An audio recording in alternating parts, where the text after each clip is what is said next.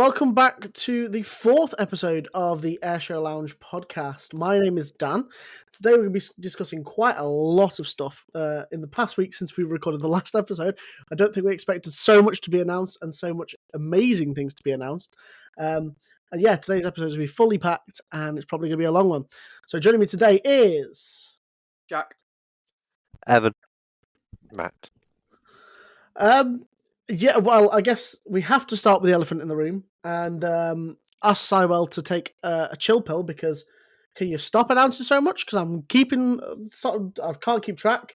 They've announced so much over the last week, including 6 more Spitfires, 3 P-51 Mustangs, 2 Corsairs, a Game Bird, a B25, a P-38, and a Farker DX6i. What? I am absolutely. It's mental. I mean, me and yourself, Dan, we run the socials, and I swear every time I look at my phone, you've either updated something or I've had to because we just can't keep up. And something that like I said in the last podcast, it feels like they're playing catch up. I think I may have been right ever so slightly with that. I mean, definitely. I think you can't disagree that they are now definitely caught up. Whether or not they're ahead, I don't know. We'll speak about another air show in a bit, about who's nailing it on for being the star performing show of the year, because I think it's currently a battle between 2. Yeah, I mean, just what with Flying Bull stuff as well. Let's get straight into it and talk about the big stuff. 4 Flying Bulls aircraft. I mean, because can I say one thing quickly? I've just refreshed my Facebook and they've just announced another P-51 Mustang. This time, P-51 Mustang Marinelle. So that's another one to add to the list. So correction, 4 P-51 Mustangs.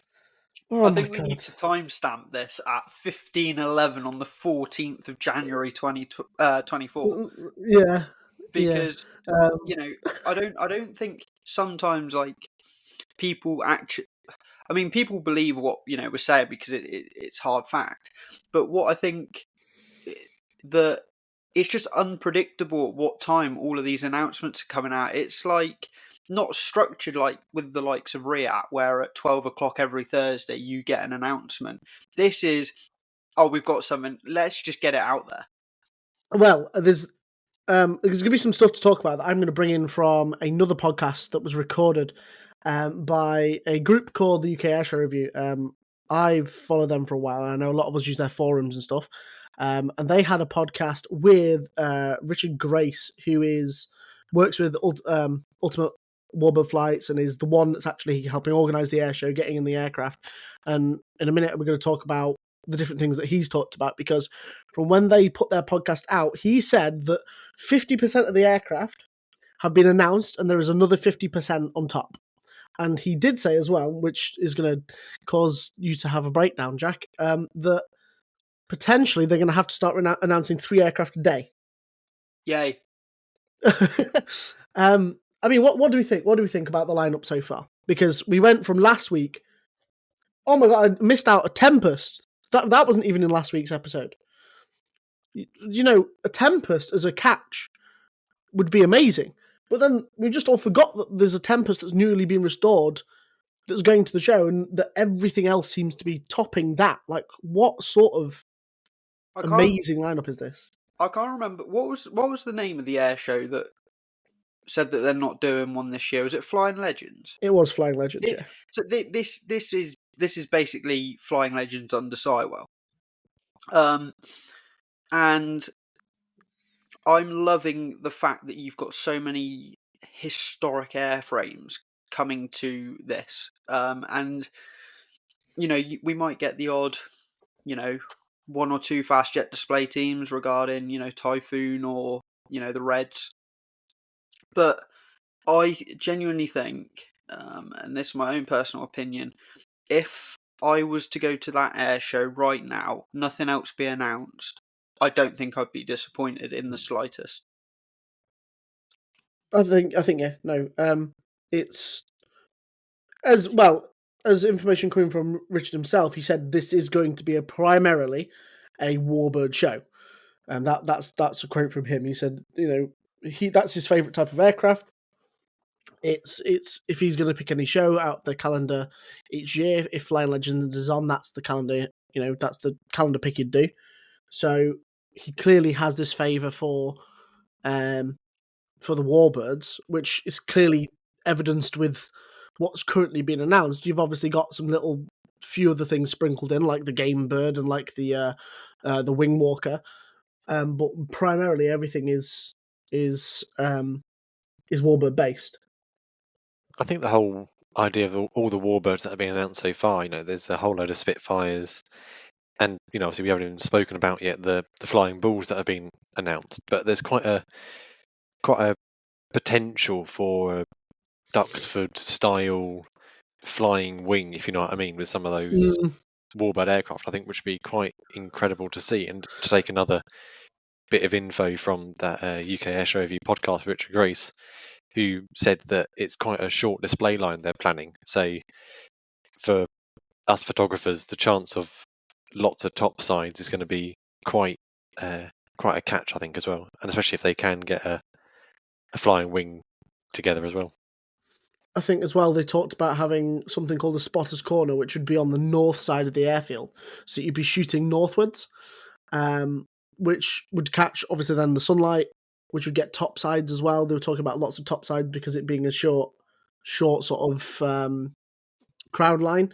So there's lots of things to get excited about, both just enthusiast-wise, but also for you guys, obviously, who do photography. There's going to be some chances to get some really cool shots of some really rare aircraft. I think I didn't realise that they were looking at doing that with the north side. And something that as an avid photographer, a lot of these older aircraft, especially World War II, because they've got the camouflage on the wings and everything, it's still got like that shininess on it. Yeah. Whereas if you get and it bounces off really nicely in certain light, but when you do fast jet display, because it tends to be one colour, you don't get the same effect. And I think that's going to really appeal to any photographer. Yep. It's something that you don't get the likes of Duxford. Duxford is quite a long display line. I think is it Shuttleworth or is it Old Buckingham that has quite a nice curved display line that's quite good for getting like top sides of, let's say, the Lancaster and stuff like that. Something you'd probably never get a top side from. So yeah, I think Shuttleworth. Yeah, so hopefully that we get that sort of thing again here. I mean, other things to talk about when we talk about lighting and photography, is how long the flying display actually goes on for. So they said in the podcast that the flying display would start potentially at 1 p.m. and you'd have the main bulk of flying aircraft up until 5, so 4 hours of flying display. From that point onwards, in 3 1-hour slots, they will send up a few different aircraft into the evening sort of light to do some evening displays up until 8 p.m. So 6, 7, and 8, you would have a couple of aircraft go up, different aircraft do an evening slot. So it means that if you wanted to stay and get those different types of shots, the different coloured shots, you're going to have this different light. I mean, is there an air show that really does this in the UK? Much bar like when you get an evening display at a seaside show? I don't think so, no. I was just trying to think. The only one that I've really come across is sort of like a evening dusk display is Bournemouth, I think. I think there may be a couple more dotted around those seaside ones, but maybe not over a land one. Is Eastbourne another one where they do that? Is it Eastbourne? Not that I can think of, but I know there's a couple seaside shows that do those sort of evening things, because you get like the Typhoon doing its display, so you get to see the carrots coming out the back and stuff. Yeah, because they do that up in Edinburgh, don't they? Yeah. So it's like that's again thinking about everything. They also talked about that being the idea of traffic management. So you'd get some people that would leave after the 5 p.m. slot, and then you'd have some people that stay on Sywell until the 8 p.m. is finished. So they were talking about that sort of being that. The gates close at 9, so they said that they're going to have loads of different things on the ground. I mean, talking about on the ground, they've got a flight line walk that is £5 extra on top of your ticket. However, it gets you full access to all the flying aircraft. including really close range stuff. We're talking, they said, within a meter of every aircraft that's on the ground, basically. Which, if you've been to Duxford before, you're probably normally 5 or 10 meters away when you're doing their flight line walk. So definitely some chance again for more photography opportunities with some rare aircraft again. I think something that benefits Sywell as well here is that the weekend that they've got is June 22nd, June 23rd. Well, that's 2 days after the longest day. Yes. So that's going to really benefit them going into that, because as long as weather plays its part, that place could be light up till sort of 10:30 easily. Yeah, and I think you mentioning weather, that was another thing they also talked about. You have warbirds. Warbirds are susceptible to having, stricter conditions for them having to be in and out of, wind limitations and weather limitations.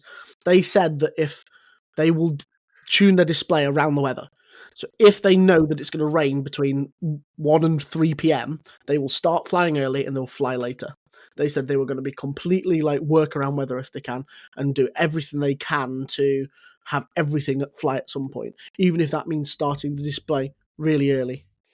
I think the key takeaway from that as well is, I think from what I picked up on the podcast by the UK Airshow Review guys, is Richard said that they're going to apply for their airshow license to basically allow them to fly between sunrise and sunset. So it gives them, I know they won't fly before the gates open, but I think like Jack said, if the sunset isn't until 9:30, 10 o'clock, then that's a really long window to get the flying in.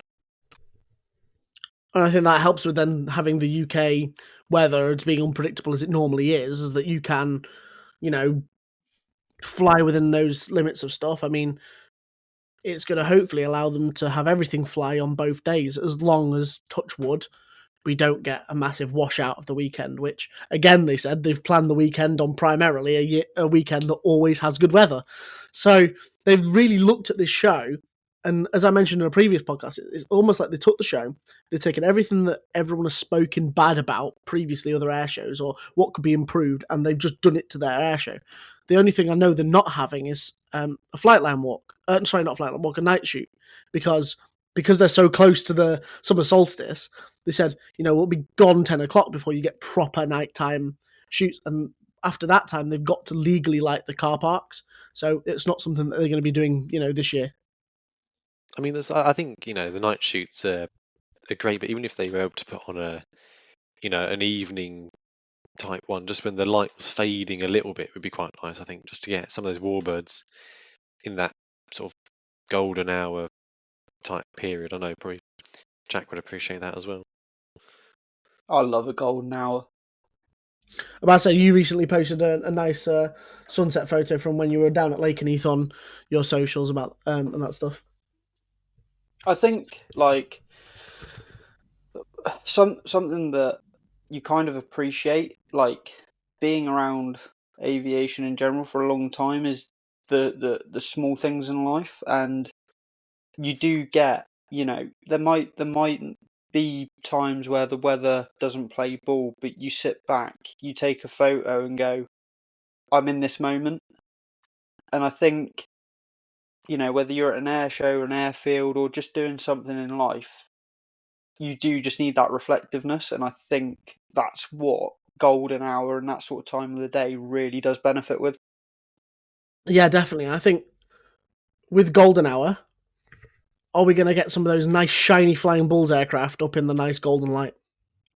That would be incredible to see. I think, the way those are polished with an inch of their lives, I think would really lend themselves to that sort of time of day. I mean, well, yeah, the Flying Bulls aircraft are some of the most beautifully polished and amazing aircraft that are on the airshow circuit at the time, and I think we're so lucky to have them at this show and what we'll talk about in a bit, some other shows. I think, the way that they've been preserved and everything like that, they just it shows how much people are willing to keep these aircraft in the air, because they're not young. there's a lot of work that still goes into those aircraft, and for them to still be flying way beyond probably what anyone ever thought they would be is testament to the ground crews, the air crews, everything like that. So just in general for the UK, I do think that this arguably could be the spot of the year. I mean, definitely. I mean, talking about all the ground crew and maintaining it, they're over here for,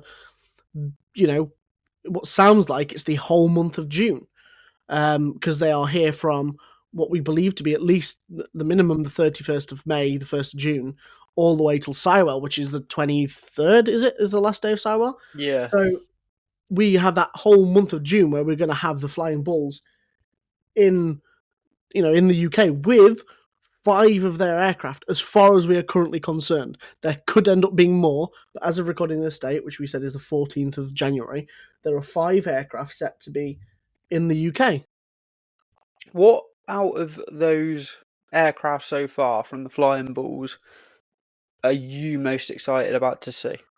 Well, just for everyone who, if you are listening, you don't know what's been announced or what's coming over to the UK. So currently at air shows, we currently have the B25, the P38, the P51, the Corsair, and the DC6.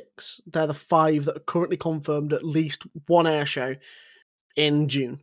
For me, it's the DC6. I mean, that is an old aircraft, and it's one hell of a cool aircraft. And I am definitely looking forward to seeing that. I don't know, what's the one you're looking forward to seeing, Jack? For me, I'd love to see the B25. Yeah. Just because it's such an iconic aircraft for the Americans. Yeah. It's something that's not seen that often. What about you, Matt? What are you looking forward to seeing? So for me, I think so at the minute I'm definitely doing Sywell Air Show. I got my tickets booked for that one, and I'm still on the fence about Midlands. I need to check the calendar and see what we're up to, but maybe going to that one as well. So hoping to sort of catch them all. But I don't think I've ever actually seen the Flying Bulls. I think I may have seen. So I've seen P51s flying around, and maybe a Corsair at Duxford once or twice. So I think really for me, I'm looking forward to seeing the B25 and the Lightning. I've never seen them fly. I've seen pictures of them countless times, but I think they're the 2 that are really sort of at the minute standing out for me because I'm off to Sywell. I think if I get tickets to Midlands, I think the DC6 will be the catch for me. It's just it's a beautiful looking aircraft. When it got announced, I instantly went online, had a look at the pictures, and thought, yeah, that is it's a stunning aircraft. And I think I'm looking forward to seeing them, and I think it's great that there's so many. They're over here attending so many shows, and it's not just like one and gone. Yeah. What about for you, Evan? What are you looking forward to seeing in the UK out of those 5? Of those 5, all of them.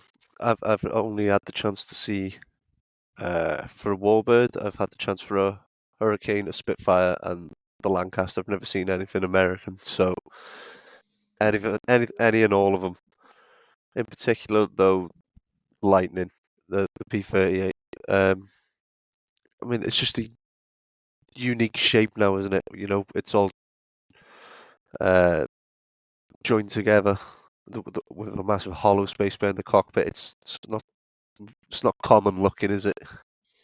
No, it's a really cool aircraft. I think to make me choose which one I'm looking forward to, it's really difficult, but there is such a good lineup of aircraft, and are we going to get something else? Are we going to get maybe the Alpha Jets come over? I mean, as far as Midlands going to, because bearing in mind, the Midlands have got the DC6, as we'll move on to talk about the Midlands shortly. The Midlands have got the DC6. Sywell haven't. So it's again more chance of going to different airshows to see different Flying Bulls aircraft as well. So are the Midlands maybe going to get their Alpha Jets?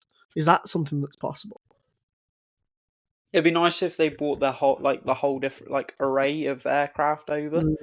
Because because obviously at the minute it's very, very heavily sort of World War II era. Yeah.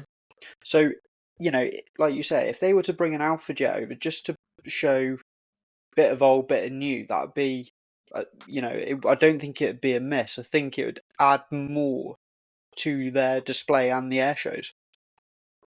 I Yeah. think the Alpha Jets would be great to see, but obviously, I've been able to see, obviously not the flying ball ones, but just the top aces ones at Lakenheath recently. I think one of the ones that I spotted on their website that looked quite cool to me was I think it's the BO105 they've got. It's the helicopter display. Yeah. I think that could maybe quite lend itself quite nicely to some of these smaller, more intimate air show locations, as opposed to, a larger one, say like Riyadh, where it's a 2.5 mile long display line. Yeah, I mean that's what makes these shows so good for warbirds, and I think it's why you'll never fully see a lot of warbirds at React because of that long display line. It's why you need the sort of the bigger aircraft, the fast aircraft at React, because it's that long line where when you go to Sywell or Shuttleworth, you've got a really nice enclosed, almost Sophia type enclosure where the aircraft are going to fly basically around you, and that's what makes it really cool, especially for warbird stuff. The things that don't fly too fast, but you're going to get the top sides are really cool photos, a really cool opportunities just to see them. And with Midlands, I was just going to say, do you think there could be a possibility for a mass flying balls fly past? Never say never. No, never say never, because I don't know. They've currently spread themselves across different air shows now, so we know that some stuff isn't going to be going to Sywell, where like the DC6 that we know is going to Midlands. Duxford have only announced the B25 and the P38. We don't really know where they're going to be based.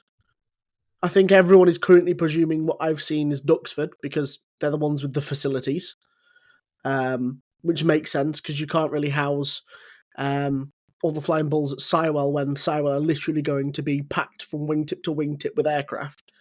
So Duxford seems the most likely location to have them, but it wouldn't surprise me if they went somewhere else, because if they do bring over quite a heck of a lot of aircraft, bear in mind we don't know. They've not fully published what they're bringing across. It's just airshows going, oh yeah, this is what we've got. So we don't actually know until they maybe make an announcement themselves or something like that. What are we actually going to get? And with Midlands, we've got the B25 and the DC6. Are we going to get the P38? Are we going to get the Mustang? Are we going to get the Corsair? We don't know yet. Midlands are sort of pushing their aircraft out at a slower rate than what Sywell are. They're going out at one every couple of days at the moment. So Midlands are going to take longer, which they're sort of going for the route of we'll build up and tell you everything as we get closer and closer to the show.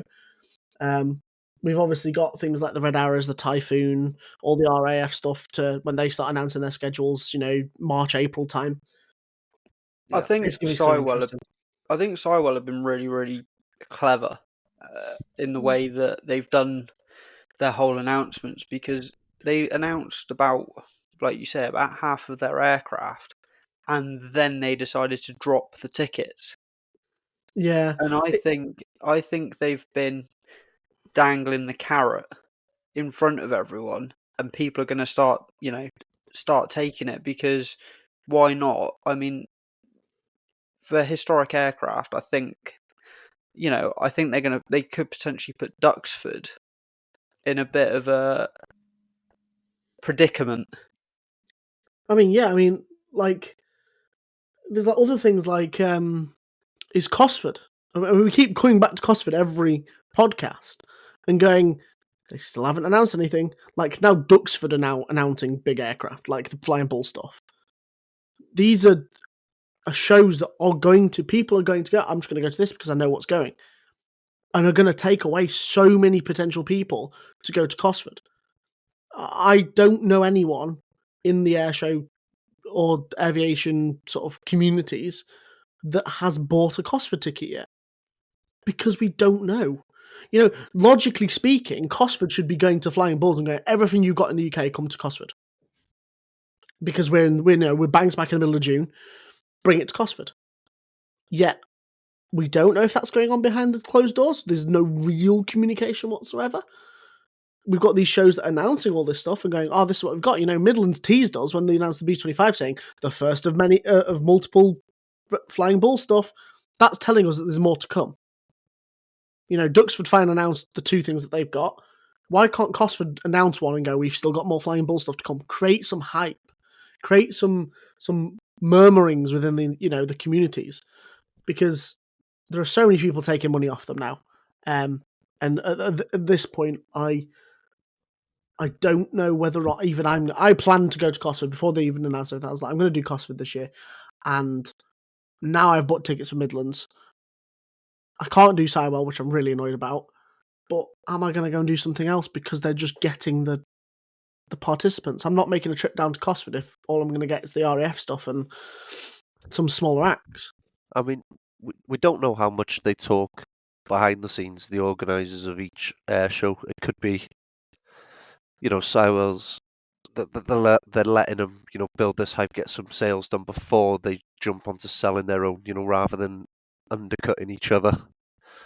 So we don't know how much they're talking behind the scenes, or it could just be that, Sywell are just running it at the minute and they're thinking it's not a good time to go on and start announcing theirs because all the hype is around Sywell. So it'll just sort of be brushed aside for the time being.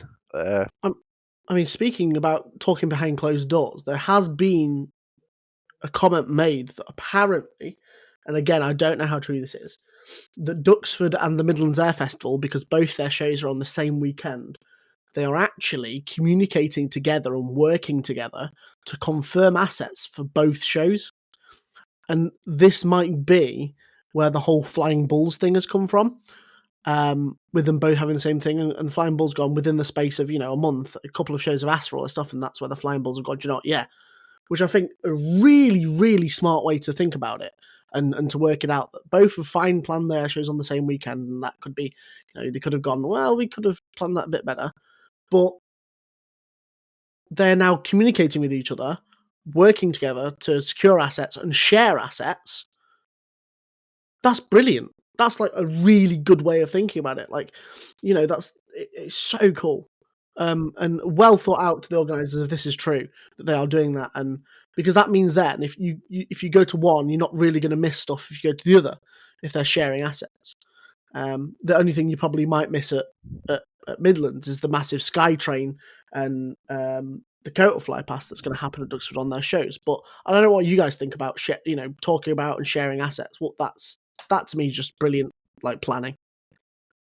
I think it's quite a really good thing, So you've got Duxford, who is an absolute mainstay of the air show scene and has been around for many, many, many years. And obviously Midlands are still relatively quite new to air shows, only really coming to the big stage in the last couple of years. But they seem to have a really good knack of getting some really unique catches. Obviously last year they had the Dragon, and obviously they've got a couple of really nice classic jets lined up for this year already. And obviously, you say you've got Duxford, who are very well connected in the whole warbird scene, and they know how to put on a good air show. So maybe, if it's true, it could be almost like a Reading and Leeds music festival type affair. One gets a couple of really good, unique catches they've worked on the Saturday, and then they vice versa, if that makes sense. Yeah. It's definitely a possibility. I think it's a really good way of. I'm really impressed if that's actually going to happen. It's a great way of thinking about it in this modern age of air shows. Yeah, I think it's going to allow a lot more people to get into. It might introduce them to aviation, but I'm assuming most people that will be attending either of them will already be into aviation. But obviously, a lot of the air shows in the UK are based in the south, so it is quite anybody up north of Birmingham. It's a long drive, so having it in the Midlands is sort of a nice bridging point where it can be a long drive, but you're not getting the offcuts that nobody wanted that the south have got. It's nice that they're gonna get it spread out for everybody, give everybody a chance to see some stuff that they've not seen before. Yeah, And as well at Midlands, as we're just finishing off on Midlands, they also announced the Rolls-Royce Heritage Flight Spitfire, and the one that has the Griffin engine, the blue one. So that's also going to be a nice catch for them as well. So they've got a really decent lineup. And I have bought my tickets now from last episode to now. So I'll be going there as well because it's going to be a brilliant air show. I think we can move on and talk about Duxford. We've obviously mentioned previously that they have announced the B25 and P38 previously in this podcast. They're also going to have, and finally posted some information about it, the 80th anniversary D-Day Skytrainer Dakota fly pass. Both which on Saturday and Sunday are going to be slightly different. So I'll just explain what's going to happen. On the Saturday, they are going to have some of the contingent, so not all the aircraft, go up, do a sort of parade over the airfield and do some parachute jumps over the Duxford airfield. On the Sunday, the whole contingent is going to get up, as that is their day that they're going to move over into Europe. So they're going to all take off, all their different Skytrains and Dakotas, and do a parade over Duxford. I presume a couple of passes, and then are going to then head off to Europe, which is going to be pretty cool for a Duxford show, getting all the history and stuff. Is anyone here looking at that show, or are we all looking at different shows? Or I mean, so I'm. Well, they're all a massive drive for me, so I'm sort of waiting to see, if there's any standout aircraft on a specific day that would sway me to doing one over the other. Obviously, we said that Midlands and Duxford are sharing, but just purely for the Skytrain and the parachute jumps, it might sway me more towards Duxford, just because that's more of a unique aspect of air shows that don't happen in many places. You've got to have the right setup for it. Yeah. Jack, you've talked about potentially going Midlands. I know it's quite a long drive for you to go to Midlands, but are you still considering it, sort of toying with that idea?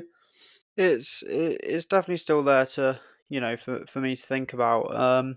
Obviously my airshow plans at the minute are slightly up in the air. I've got obviously a couple that I'd like to attend, but ways of the world, money is obviously a massive driving factor. But if I was going to, if I was going to pick, let's say, between Midlands and Duxford, at the minute I don't think I could pick, just because they've both got something both different.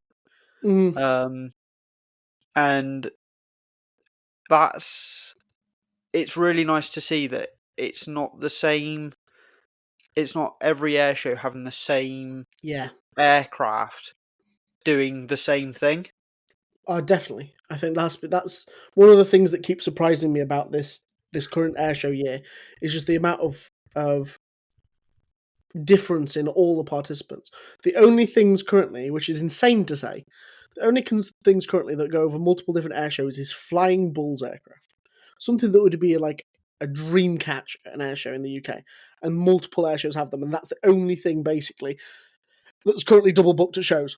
What sort of world are we living in for 2024 in the airshow season? I mean, Riyadh, bearing in mind, Riyadh are going to start announcing, aircraft within the next probable month. Riyadh have got catching up to do, and Riyadh's never normally got catching up to do. I think Sorry, go on, Matt. No, that's fine. You go ahead. I think if you look at, Riyadh will always pull out an absolute stormer. Yes. It's the go-to place for fast jet and helicopters. I think, if you don't live in the UK, then obviously Riyadh is arguably, it's the biggest in the Northern Hemisphere, isn't it? They claim it's the biggest military air show in the world. That's what they claim. So that's what they claim. So, Riyadh have got some, they have got to pull it out the bag, but at the same time, it's Riyadh. We all know that we will do that. But for the smaller air shows, for the Midlands, for your Sywells, for your Duxfords, and everything like that, I think Flying Bulls have played a really, really clever card here, because they've gone, well, if we're over here for June, we'll make sure that we span June, so that if let's say, for example, they want to come slightly south, because obviously you've got Torbay Air Show as well in June. Probably less likely that you get the flying balls there, but again, it's still a chance. So the way that they've done it is that they're making sure that they're seeing as many people as possible in different locations. I mean, there's no saying what shows can and can't get at this point. Like, I'm just about to go and have a look at the calendar and see what's in June, and see what we've sort of got airshow wise, because I don't know whether or not they're like the Swedish Historical Flight and require a lot of money to acquire them as an asset for this show, because that's sometimes that's why it costs a lot of money for Riat sometimes to get them every year, because it's a heck, even just on static, you're paying a lot per jet, a lot per aircraft. Whether or not, because Red Bull have that quite a big lot of wealth, whether or not they just go, it's fine, you don't really have to pay for us too much, just pay for the X, Y, and Z, and we'll just cover the rest of the costs because we're going to come over here for the month. I don't really know. So we've got Midlands Air Festival on the 31st of May to the 2nd of June. You've got loads of different things there. You've got Duxford. There's Shuttleworth's military weekend collection. So this is a new way that they're doing their air shows at Shuttleworth. This is a bit of a tangent, apologies. But this is a new way they're doing their air shows. So previously they've always done just single day air shows. So it's either been a Saturday or a Sunday. You turn up on that day and you will see everything they've got on. But I think they've realised the benefit of having a 2-day air show weekend as opposed to just a day. And I think there's going to be, at certain ones, you've got to be very careful which one you go for, because there's either going to be minimal or almost no flying on, say, the Sunday, and 95% of it on the Saturday, I believe, that type of thing. So they're aiming more towards, I think, the families that want to come out for the day and see a few planes, as opposed to the enthusiasts that want to see it all. We've got Shuttleworths, 2 Shuttleworths in June. There's one just after Sywell the weekend after, which is actually the big Shuttleworth event, which is their Festival of Flight show, which is the 3-day event that they do, which is Friday to Sunday. So it wouldn't surprise me if the Flying Bulls also go there, because you've got probably 5-6 big air shows for the Flying Bulls to attend within a month. So they're only over here for a month, and then they can go back to Europe, which I know they are doing a few shows in Europe already. Have announced that. So you've got lots of opportunities for shows. And I think that's probably why. And the shows are working together to, get access to come over. Bear in mind the Flying Bulls are rare. Yeah, it's great. I mean, on another tangent, I think maybe it's a setup for the future as well. Red Bull are quite a strategic business in that they'll only do something if it's really worthwhile to them. So I think maybe they'll be sowing the seeds to come back every year or every couple of years and do some proper shows. They're quite extravagant, Red Bull, aren't they? They don't do it how it's normally done. They take it a level above. So I think that they could be sowing the seeds for future events, and to make sure this year it might be cheap for them. They might be like, no, we'll cover this, but if it's successful, then we're going to want you to start signing this contract and that contract for this much, showtime, this much money. I'm not sure, but they're quite savvy. I like what you said there, Matt, because if you look at a lot of the easy thing there for them could have been is go, right, we're going to go to Riat. They could have just made it and gone, we're going to go for the heart, but they're not. I think what's drawing interest is that they're not going to Riat, so it's giving everyone an opportunity to see it look closer to home. Yes, yeah, I think if you are correct by saying if they're going to go to any show, it would be Riyadh. If you'd have said the Flying Bulls are going to go to the UK this year, and they're going to bring all of these aircraft. Bear in mind, if you gave me the list of 5, I'd have gone, and I'd have genuinely gone, yeah, that's Riyadh, surely. But it's not. It's multiple shows with different aircraft at multiple shows, and it's great for the UK airshow scene because we've lost so many, and now we've got loads of different things coming over. Even if it's just for the likes of Sywell and Midlands, I mean, it's great, and I'm really happy that the UK airshow scene is currently for this year on and up, and hopefully we get them weather to match it because last year there was a bit of rubbish weather, but yeah, I think it's gonna be great. I think if we can go back to Riyadh for a couple of minutes, I think it'll be really interesting. Obviously, I know they announced the Canadian F-18 demo just before Christmas, and and I think is it the historic helicopters or something from the Army Heritage Flight, I believe. Yes, so that's all self-confirmed. Yes, they self-confirmed their Scout and their Beaver, I believe. Obviously, they're the only 2 that we've had since. Obviously we know Riyadh's going to happen every year. If you're on the website, you can see the dates for the next however many years. But with the rate of announcements from Sywell, Duxford, Midlands, wherever, I think it'll be interesting to see what the first sort of announcements in anger are going to be from Riyadh. Are they going to go in all guns blazing with the big ticket items to get the sales, or are they going to, take a slightly different approach? I mean, the thing is with Riyadh.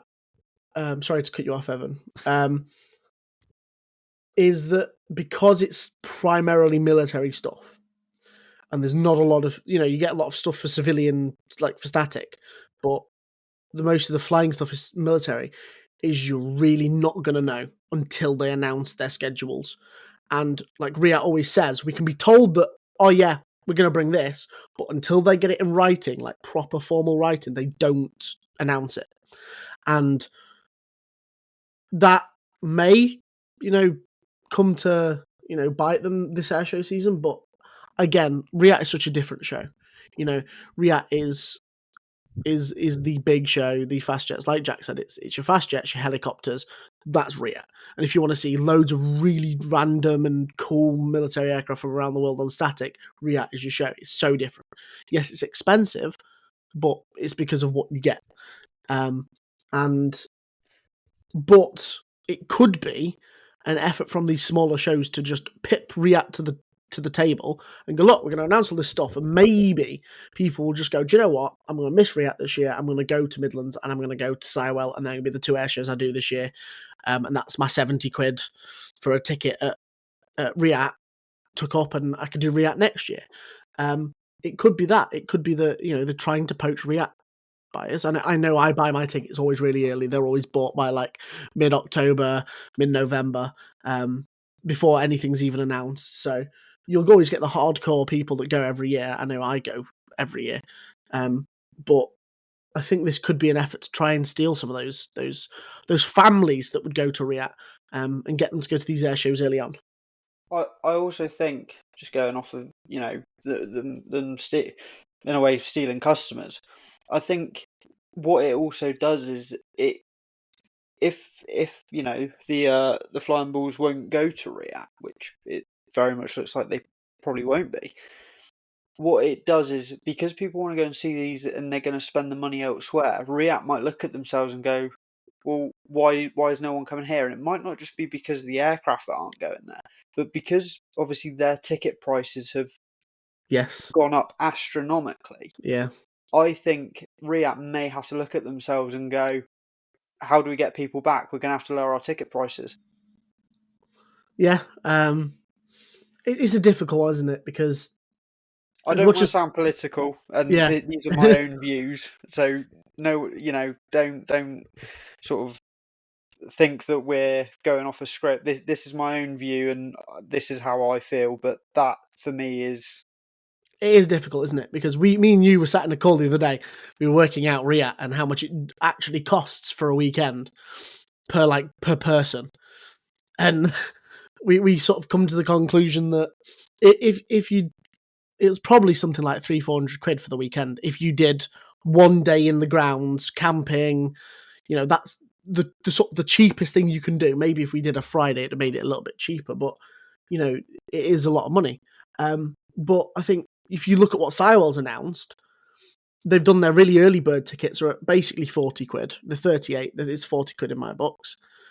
And then their final ticket price is 52, which is the same price as what a Duxford ticket is close to what a Cosford ticket is. Cosford's just a tiny bit cheaper. The only ones that are like really, really cheap is Midlands at being 28 quid. But that's because at Midlands, it's a smaller venue. You don't have to get anywhere near as much infrastructure into the event. You think at Riat how many different traders and grandstands they pay for and everything, the absolute filling up of the flight line that they always do. That's going to cost them a lot of money, and that's probably why it's more expensive. And yeah, we see, I see people on like their posts all the time saying too expensive, can't go.